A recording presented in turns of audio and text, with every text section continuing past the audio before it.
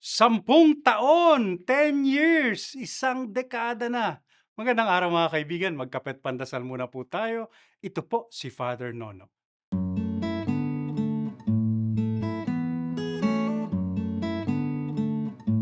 Opo, tandang-tanda ko pa ang lahat. 10 years ago, ngayong buwan ng Hulyo, ipinalabas sa mga sinehan ang una naming pelikula sa Jesuit Communications, ang Ignacio de Loyola, Sinner, Soldier, Saint.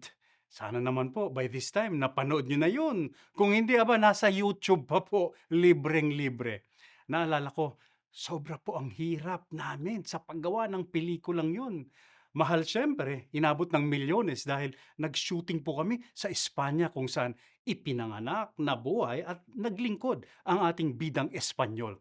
At dahil first time po naming nagawa ito, sobrang dami ng, sabi nga pawis, puyat at luha.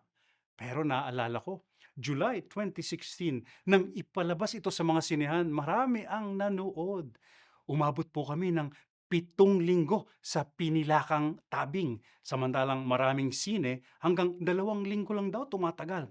At magpahanggang ngayon po pinapalabas pa rin siya sa Latin America at sa maraming mga Jesuit school sa buong mundo at sa tuwing may mga recollections at retreats saan mang dako ng mundo.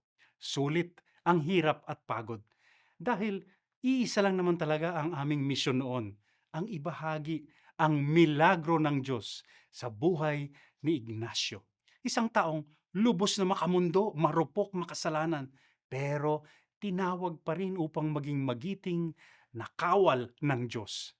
Ani nga, every saint has a past and every sinner has a future. Manalangin po tayo. Panginoon, tulad ni Ignacio, kami rin ay madalas mawalay at mawala sa tamang landas. Tawagin niyo po kami lagi nang kami mulit-muling makabalik sa inyo.